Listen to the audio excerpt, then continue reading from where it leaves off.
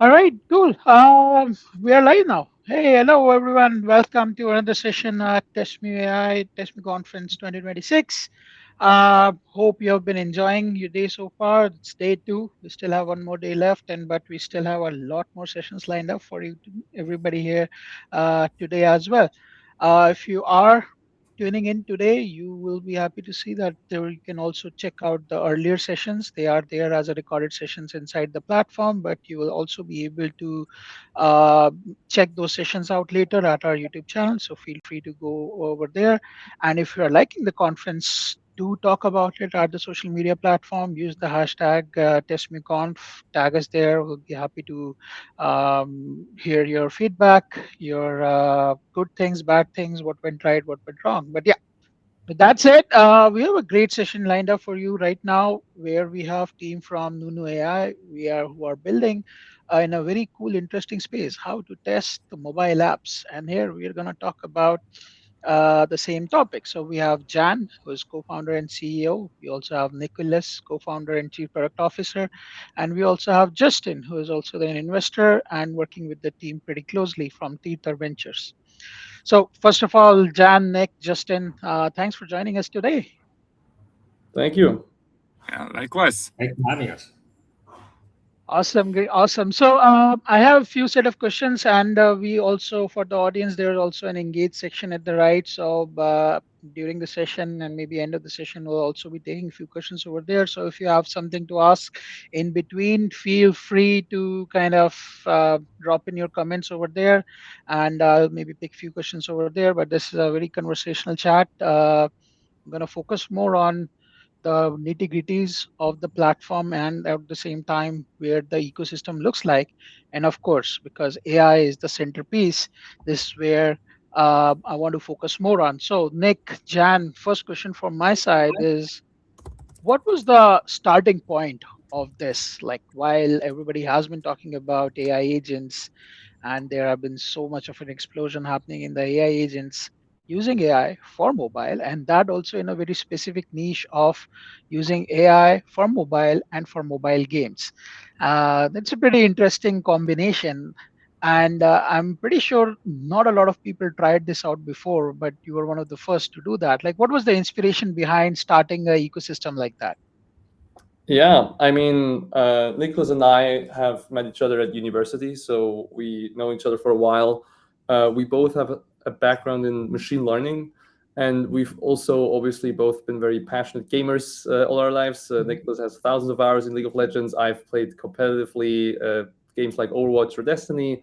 And in essence, the background story is essentially we, during our masters, were doing a lot of projects together, and we're always very, very interested in applying AI to like very difficult problems, right? And if you look at the early days of machine learning and the labs, if you look at DeepMind, if you look at OG OpenAI, they all were very, very focused also on gaming, because gaming and AI, especially in research, have been very close to each other. And we've been inspired by a lot of the folks in the space there, plus obviously very, very passionate about the space. So during our studies, we started playing around with a lot of these technologies, combining robotics, gaming, machine learning, and were able to build tech demos which were very state of the art, right? We played games that were previously considered impossible. We had our AI play AAA games and uploaded to YouTube, and then one thing led to another, and we discovered essentially that one of the main use cases for having AI that can play games is obviously also to test them. So that ended up working with like one of the or multiple of the largest game studios out there from PC and mobile, actually. Yeah, that in fact tracks. It has been historically it has automating the automation of testing of mobile apps, mobile app games specifically is something that is not very easy to do. As you mentioned, let's say if we take a simple role-playing game where the actual assertions and combinations could be endless, where we actually need a human way to interact with the game. So automating something like that was historically not as easy to do, but I think the AI agents kind of add a little bit of more context to it because the AI can think. But with that said, how easy is it when we say that yeah, AI should be able to do that? Because in the background, the tech where you are and building it, you would be looking at that as a both from the macro level and the micro level. How easy does it makes it that you would be able to deploy a agent that can act like a human and actually interact with the mobile app and mobile app games? What happens in the background? Yeah, I can take that one. So the main thing on how our agent works is that it is fully vision based. So we don't actually look at accessibility IDs or DOM tree elements or anything. We get a live stream Mhm. from the device to our system, think through what the action should be, and then do like taps and swipes and clicks and keyboard and mouse actions. So the interface for any of these games is basically identical for us. It doesn't really matter what kind of game it is. So from that aspect, nothing really changes, and we can play every game. Certain games are harder though. Like Mm, we currently don't have an AI that is superhuman capability at, I don't know, playing competitive Overwatch. mm, But it's slowly getting to a point where easier games, for example, a lot of mobile games are not that hard. They're just usually simpler UI navigation games. And this is very much possible for AI now, where we actually see um, basically similar or even better performance than what we do with humans. While for complex 3D games, it's still much more on the harder side, where we see AI being slightly less good than a normal human. that makes sense, and it also kind of tracks like there are an area where of course a machine can outperform, but end of the day, when we talk about figuring out, as you mentioned, competitive gaming, the human still wins as of now. But then there are also distinctions. I want to kind of explore this topic a little bit more. What are the things that you see, because you have been working with a lot of different type of games where AI is really good at? Like this is something you should ask an AI to test and do, and where the things where AI kind of not work as great, and a human in the loop element is required more. Mhm. Yeah, I mean the most obvious thing is that AI doesn't get bored. It will do the same test 1,000 times, Mhm, no matter what. So mhm, even if it's something super boring, like open this UI and check if these 20 things are present, it will mhm, do it 1,000 times, and every time with like full happiness on doing that. mhm, Um, so this is something where AI really shines at. And the other part is that you can use of all other technologies, which mhm, makes it parallelizable. So, for example, TestMu can offer thousands of devices. So we could, for example, run a full test plan in full parallel, because now you don't need to scale up to 1,000 humans and down to zero. Or this is hard with humans, but with automation, this is exactly what you can now do. Yeah, I think it's also like right now, manual QA and using a tool like ours for automation go quite hand in hand, right? Because what we see mhm, now is that instead of having a team, a QA team, needing to scale up to large amounts to do like a lot of the smoke testing, regression testing, a lot of the repetitive manual work that are very time intensive, you can now essentially have a very condensed team of like QA professionals who can focus on the important or more human aspect of like the play testing, the feeling and stuff like this, while they can control an army of these agents that they can mhm, instruct, they can observe and they can also control, that do a lot of the manual or like automatable testing now. There's a Yeah, that differentiation, though, I think, right, between like the manual QA, traditional QA, like the bug testing that we're talking about, and I guess like moving up into like more simulations.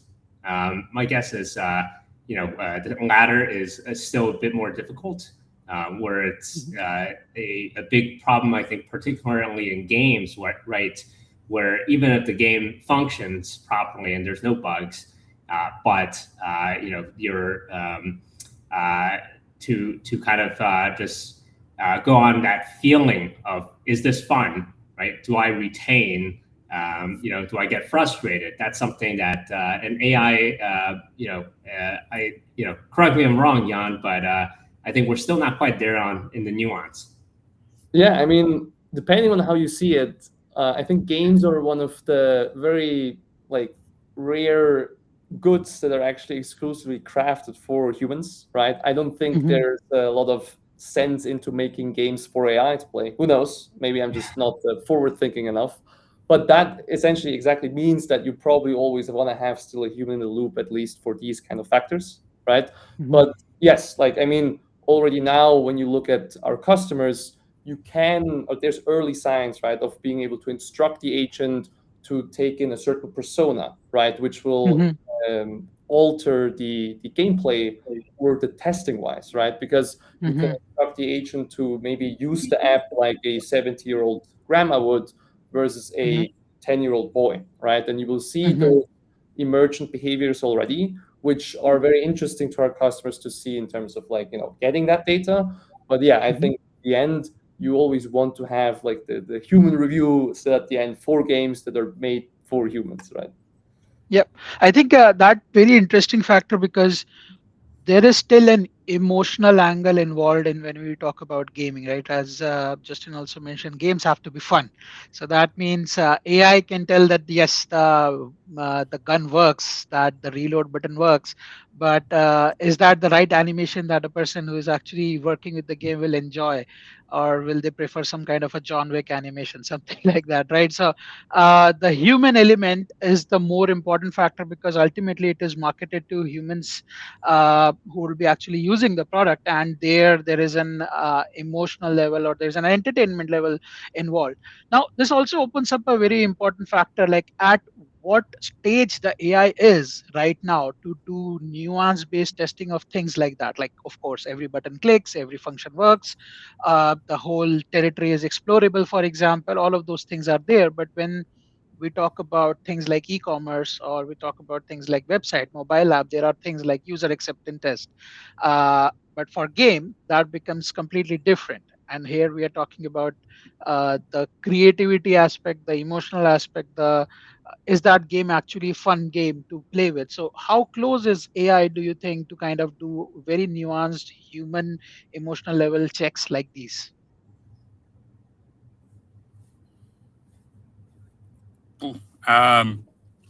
It's really hard to make like a quantitative guess on this, or something where we can show data to prove that AI is capable of doing certain things or not. It usually comes down to people testing it against their own feedback they have gotten from their customer base. And we have seen this for easy features. This is possible, where it's just like, hey, does the feature feel somewhat completable? Like, are there too many roadblocks, or are there too many hard stops? This, we are getting data on, like, that seems like AI can judge that. But for things like, I don't know, overall, is the game fun to play? Do I get enough dopamine from opening the app? This is still very out of reach. Makes There's sense. a, Makes sense. a level where you can kind of deconstruct the problem, though. Like a lot of great mobile game design teams have even without kind of playing the game, just in the process of designing the flow and whatnot, you kind of understand the point of potential frustration, the gates that users have to cross. And so if you design these tests in the right way, I think you can kind of get there, at least a lot farther to that direction. Yeah, it's like the cool thing about tools like this and like ours are that the agents are natural language instructable, right? And they have entire knowledge base, and which also means that there's a learning curve to it, but it should essentially be a mirror to the user, right? If you are an experienced tester or even designer using Nunu for feedback generation, you can convey what you want, right? And you can convey your knowledge inside of a test case, inside of a design file that you can submit to the AI itself. And I think that really makes a difference, right? If you can have that in that way. What I still have to say, though, is that while that knowledge is good, obviously what most studios still do is they rather gather data and look at analytics, right?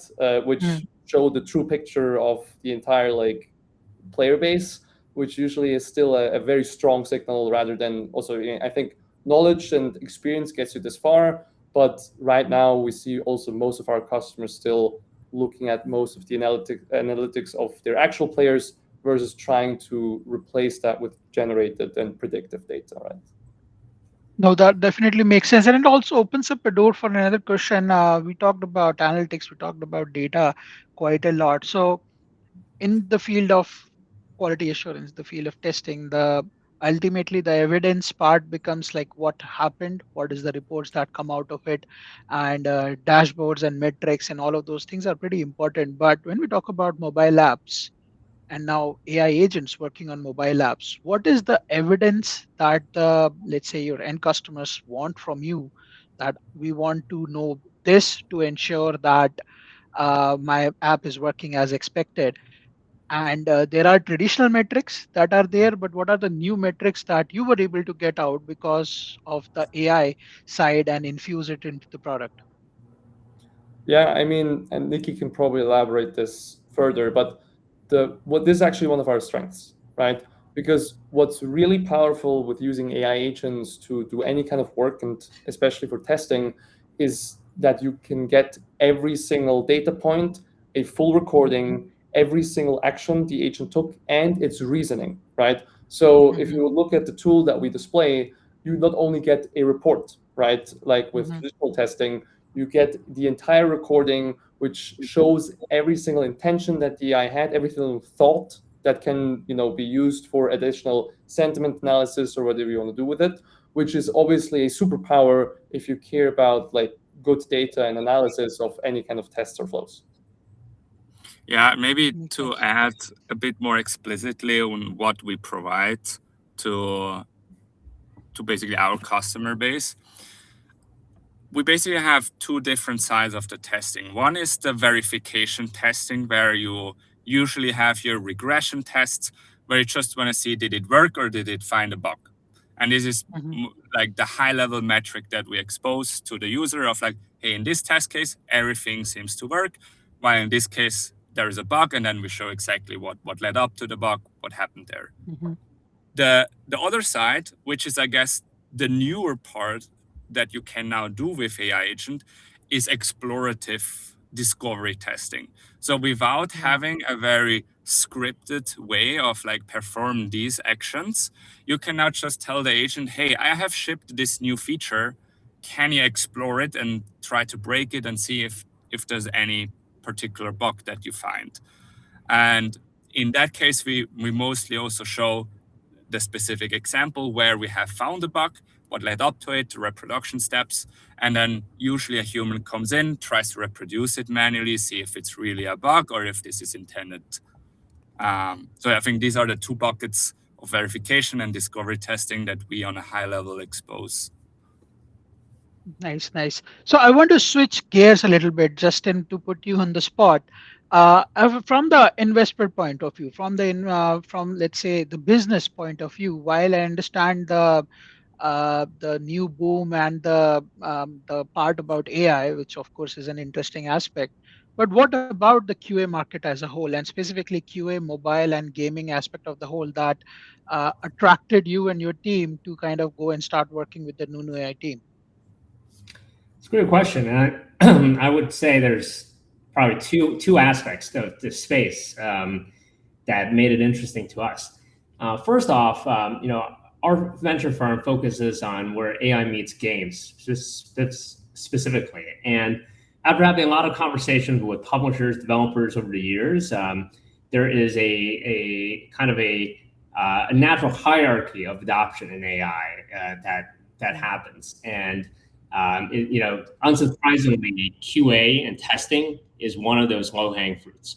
And so it was a problem that I think was ever present, and something that the studios were willing to use AI to solve. So it was an obvious space to tackle. And secondly, I think what's perhaps more interesting is that upon landing, at these customers, these gaming studios, publishers, et cetera, with QA, I think there's a lot more that Nunu in particular can do. And if you think about it, what Nunu provides is the infrastructure for an agent fleet that can operate games or apps on any real devices. At a incredible scale that'd be hard to replicate with human testers, this can scale out to be something more than traditional bug finding into things like monetization verification, ad auditing. I think right now they're also working with KID on age verification as well. So there's just a lot of other tangential areas that I think, starting with QA can help you expand into.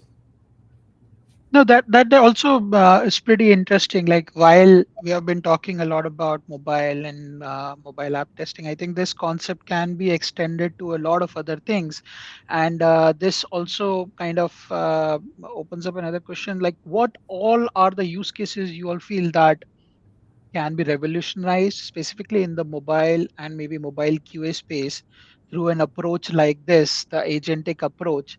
So, for example, we talked about repetitive workflows that can be automated. So, mobile automation is there, and also a lot of things AI can do that a normal traditional approach of testing cannot do. So, we talked about the vision first approach.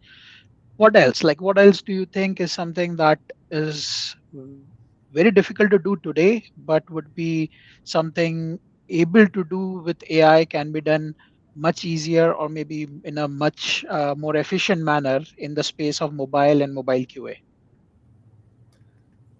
I mean, there's a lot, right? Which I think there's also a lot which, compared to traditional automation or traditional manual QA, is now possible, right? If you can compare it to traditional automation, you now with AI do not need to be technical to be able to do mobile QA automation, right? Anyone can do it now through natural language using these tools. And what's also a big difference between normal automation and using AI agents is the maintenance aspect, right? So if you had traditional QA automation, which was mainly scripting, it was very brittle, right? So a lot of our customers have traditionally set up automation through scripts, which they had to maintain very actively, and it was costing them a lot of resources. With AI agents, since they're smart, they're adaptable to different situations. So if there's any changes in the environment, in the menu, in whatever, they can actually adapt to this without needing any kind of maintenance work, which means it just makes the entire approach to automation much easier and the entry barrier much lower. That makes sense. So kind of a true shift left, bringing more stakeholders in the loop, because it's not just about Selenium, Appium anymore. It's not just about traditional tooling or the coding part. So the automation through the code part becomes a backstage. It's more about what to test, how to test and what's the feedback you get out of it in a more agentic manner. So that definitely is a pretty interesting topic. Also tracks with what we have been hearing in the conference yesterday as well. But a very cool point to in all of this as well. Like, so we have you guys have been building something for mobile and mobile games. Is there, when you go and interact with enterprises or maybe even mid-market companies, is there any specific use cases that you are finding out that your end customers are using your tool for, which you never even thought about? I mean, in theory, what we provide is an interface for to do Mhm, any task on the device, right, through natural language. So the main use case still is mostly around testing, but sometimes you see people try out completely different things. For example, we personally just once ordered Uber Eats for our interface. We just tell the agent, download Uber mhm, Eats, order a burger, and deliver it to our office. mhm, But this can also range to other tasks like competitor analysis or market research insights. So we have some mhm, companies that run this army of agents on competitor apps to gather mhm, insights on like how are they structuring their offerings and so on. And then we have the ability to basically give them back all of that data automatically mhm. without them having to write a script that actually does that. But you have just very similar to how you would tell your coworker to do it. You now have the agent perform that work for you. Yeah, I think competitor analysis was a surprising use case that we saw emerge. I think there's also, on the like compliance seems also to be quite big, right? Which Mhm, similar to testing, but it's not the traditional testing we've been seeing. And then anything mhm, else you can do on the phone, we have people trying to use it for social media automation, for like any kind of automation work, or essentially just anyone that usually has manual workflows, especially on a phone, but also on a PC, mhm. comes to us to see whether they could automate it using AI agents. Right. That's interesting. That's interesting. And of course, like if they are trying to test their own app, they can definitely route the agent to a competitor's app to figure out what is better over there that can be replicated. So a competitive analysis is a pretty interesting topic. But one word I really liked, compliance testing. I think this is something that is quite overlooked, specifically in the mobile side of things. And considering the new I'll say the world, how it is evolving, it is becoming even more and more the AI part of things becoming more and more geared towards new compliance rules. So for builders who are let's say going to start their own AI companies who are part of our session today, what is the thing about compliance part that you want them to focus more on? I'm the wrong person to answer this question because I think compliance is usually something that enterprise customers need to take very, very serious, and Mhm. it's something that needs to get done if you have to do it. No, that definitely makes sense. Justin, I think also to a spotlight for you, and maybe because you are working with multiple companies, how is the teams that are kind of working with you are looking at and taking at the compliance angle, how they are preparing themselves to be, let's say, abreast of the latest compliance parts that are coming up specifically in the AI space? Well, it just so happens that one of our other portfolio companies that Yuan, Nick, and the Nunu team is working with, KID, is tackling this exact problem in particular for the gaming space, but also across social media apps and whatnot. Focus Mhm, primarily around verification and identity for kids in particular. And I think for a long mhm, time, the gaming space has kind of, and a lot of consumer applications, for better or for worse, have treated compliance as Jan mentioned, as a do, do it if I have to kind of problem, and kind of brush it mhm, aside if I don't. But that's, I think, changing in the new landscape. I think, mhm, compliant is becoming more front and center. There's been some high profile, major fines in the space in the hundreds of millions of dollars. That's really, put that function into the forefront for a lot of executives in the space. So I think going forward, there's going to be a lot more attention given to compliance as not necessarily as a cost reduction problem, but front and center for product design. That definitely makes sense. And also, I think as more accessibility based aspects are coming into the play, specifically in the mobile side of things, so that another one area where AI agents really shine is doing things like accessibility testing.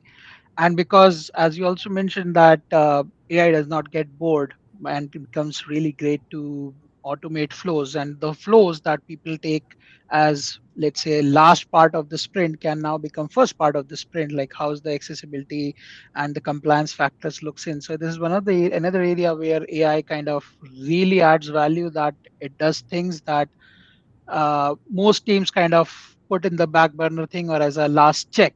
So you can kind of automate more stuff with AI and get the part, let's say, compliance, accessibility, and all of these things. Part of the original sprints, done it at a swarm, massive scale, and really stay ahead of the game. So yeah, coming back a little bit back to the product side. One of the things that I found interesting when I was exploring the nunu.ai platform was that you also kind of focus more around the black box approach on testing the testing the mobile apps, and kind of. So I want to kind of understand a little bit more about that. Like, what was the thought process behind the black box approach rather than going into the code level approach where most AI tools are kind of moving towards, actually opening up a mobile device in a mobile device, actually opening up an app inside that mobile device and interacting with it in the black box approach. What was the part that kind of led you to take that approach first? Yeah, I mean, I think there's two main aspects. The first one is we want to be as close to the experience of a human as possible. Mhm. So in the end, a human looks at the device. He doesn't inject himself into the app. So Mhm. anything from that viewpoint, we also want to catch as a bug. So for example, Mhm. let's say a button is invisible but still pressable. If you inject yourself into the app and like click the button for accessibility IDs, that test would still pass. But for a Mhm. human just looking at the screen and button not being visible, this is obviously a bug and should get flagged. So from that aspect, we want to be as close as possible to the same experience that the human does, such that all bugs that would happen to the human, we would also catch. And the second bucket is this makes it very easy to start using us. Like, we don't Mhm. need any integration. Give us the build, or for a Mhm. website, the URL, and tell us or tell the agent what you want him to do, and then you're set. That's awesome. So in this part, like this, while it sounds pretty easy, I'm quite sure there are quite a nuances in this because we are building a generic platform. I want to double down on the test generation aspect. So I give you the mobile app. This is what my mobile app is. What all things ensure that the final output that you provide is something that is of the right quality and quantity. So when we will say AI, we always say context. That context is the key. If you provide it Yeah. right context, it will give you the right results. So how does that translate? That concept translate over here as well? Just handing you a mobile app, I don't think the, or maybe I'm wrong, is that the right approach, or what more context will help you out Mhm. better? Yeah, I mean, we have a knowledge base where you can basically upload design documents, reference documents, all that kind of thing, such that the Mhm. agent has context. But for test case offering, and this ties back to these two modes which we have, which is verification testing and discovery testing.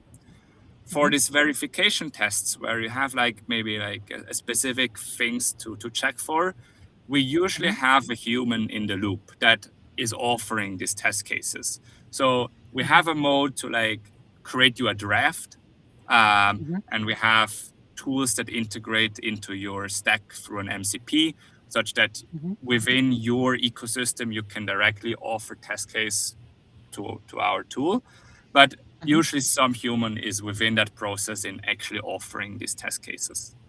For the discovery side, it really doesn't matter too much because you can just explore the game or the app just as you like would as a human. Makes sense. So you actually have an AI agent that acts as an end user and start clicking buttons, start clicking actions on the app. But I'm assuming because it's a mobile app or mobile game, the things that can be clicked or can be done could be a higher number. So how do you cut down on actual good user flows versus things like a lot of clicks that are just noise, right? I'm not sure if I'm able to Yeah, articulate it better. Yeah. yeah, definitely. So the very cool part is that AI actually is now smart. So it can think of ways that are very similar to what a human actually wants to have tested. So when you look at these runs that these AI agents do, they're not randomly clicking on buttons and therefore doing a test flow like monkey testing. They actually think through like what would now be a good test case scenario and then achieve their goal by pressing the right buttons and figuring out the rest during that execution.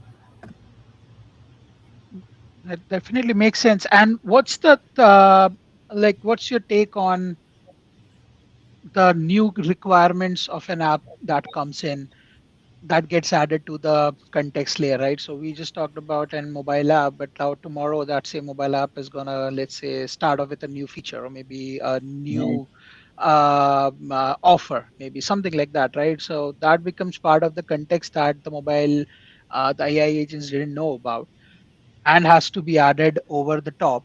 Now, one of the challenges that we see with, let's say, Claude of the world or GitHub Copilot of the world is that whenever they start and read the requirements, they create test cases from the scratch then and then there again, rather than looking what has already been created, right? So how you are solving that kind of a problem, that there are no redundant tests, it evolves rather than just create everything from the scratch again.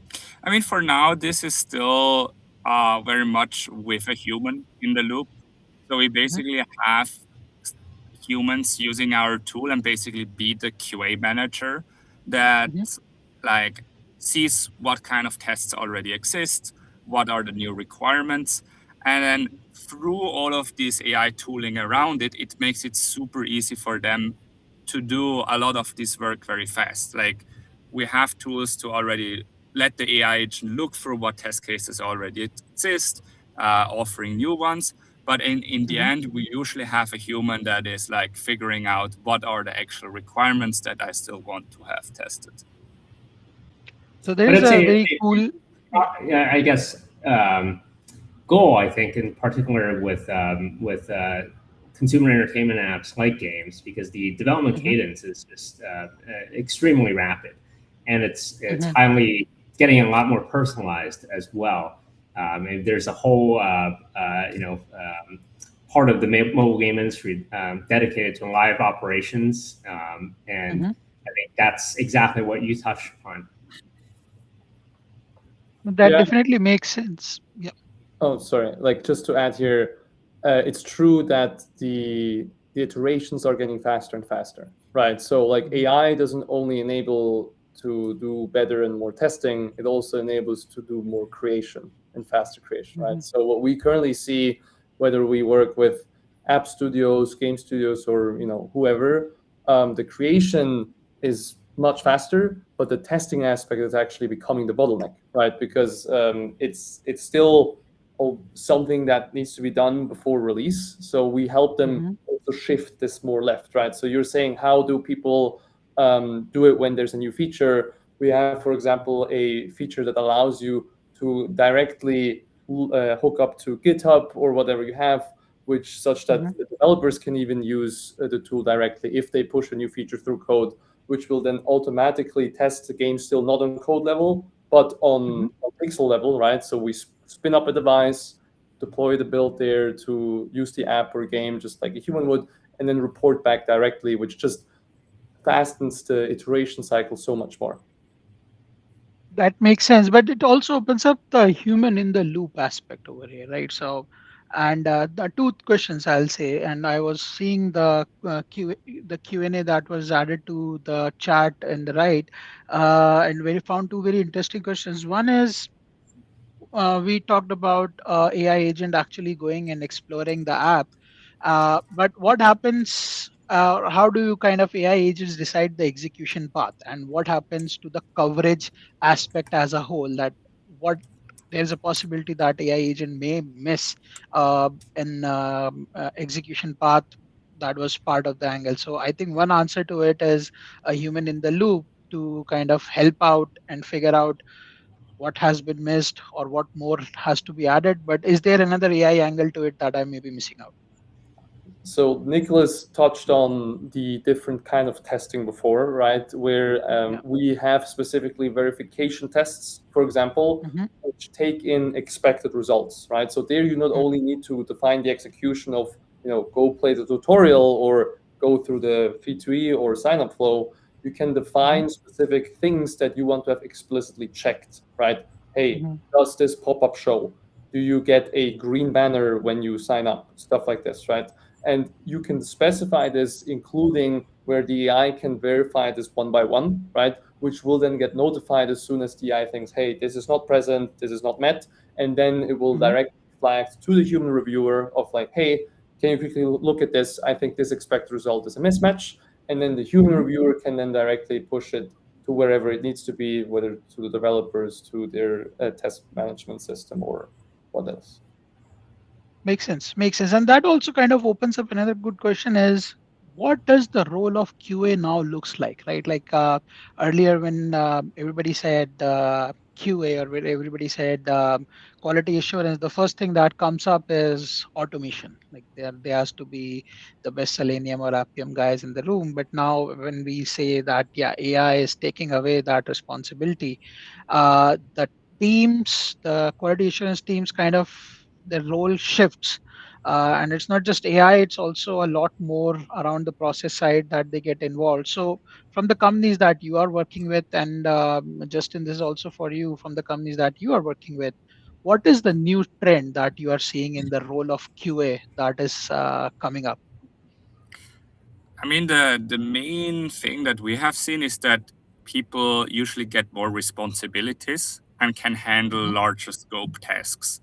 Like beforehand, what we have seen is that people usually have their set of tests that they even manually execute or write scripts for.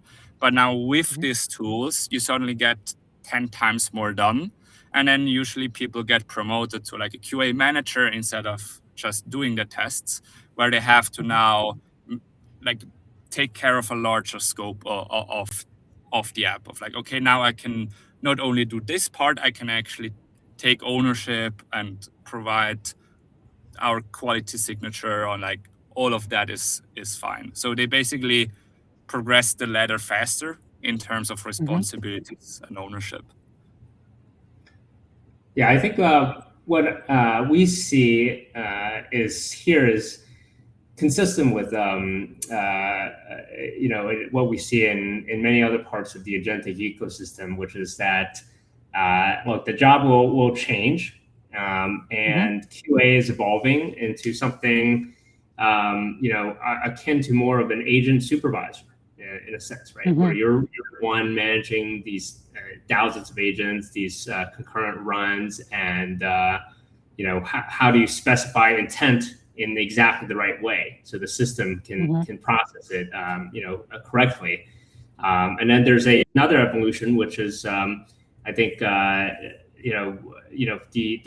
skill has to go where the bottlenecks are, which is still, I think, to this day, a big part of it is like, well, is this an enjoyable experience? Is this fun? It's a matter of taste And maybe we'll get there in a few years, but right now it's still a bottleneck. Nice. Now that definitely is, and I think I had another question around this on what the future looks like. But what you talked about kind of makes sense that the human in the loop's job is to create tasks and then deploy multiple agents to do those tasks at scale. And they become the quality gateway. They become the people who decide what right looks like, what goods looks like, and then the AI agent's job is to verify that correctness, that accuracy, whether the app or the system under test kind of meets that or not. So I think we only have just minutes left and just 1 minute left. And I want to kind of do a last question on this and get a perspective from both sides. So from Nick and Jan, where your perspective as a builder, and Justin, your perspective as a investor. Somebody who's going to start building a new startup today, specifically in the AI side of things, what is the one caution that you want to kind of give to them before they start building? Well, I guess I can start. Yeah. Looking at ideas in space, I think it's never been so exciting to build, and as successful as for folks to build as it is now. I think a big question is, you have to ask yourself: is this a feature that the foundational models or some incumbent will eventually absorb? And, it would be logical for them to absorb. Versus, is this a standalone product that makes sense to exist, as its own business? That's definitely a very important factor. And Nick and Jan, when you were building it, this thing popped up that what happens if, let's say, a foundational model or maybe cloud of the world can do what you are doing. So, and what you did to ensure that we have something that stood out, that kind of creates a moat, kind of creates a differentiating edge. Yeah, I think now, as I also agree that the entry barrier to build something has never been lower, right? Because I think now software is going to zero. Everybody can code, everybody can build something. I think agency is one of the most valuable traits a human can have right now, because there's so much and it's ever changing. So I think just being able to, first of all, focus on the thing that matters and identifying the thing that matters, but then also riding the wave and adapting to the changes that currently the field throws at you, which there are a lot, right? Because it's ever evolving. Just being like persistency and agency, I think, are like the two key factors I'd say are very valuable right now if you want to do anything in the agentic AI space. Those are, I think, golden words. It's never too late to build as well. And right now, AI can give you wings. But the most important factor is to understand who you are building this for. I think we will end the session on this particular note. Justin, Nick, Jan, really appreciate you guys taking the time out, sharing your insights, sharing your journey. And I'm quite sure the people here learned quite a lot. For people who have been with us so far, this session is again recorded. We'll be hosting this on our YouTube channel later. Uh, Justin, Jan, Nick, thank you for joining us. Thank you. It's been a pleasure. Likewise. Thank you. Thank you, everyone. We have a lot more sessions lined up for you today. Feel free to stay behind. Bye-bye. Bye-bye.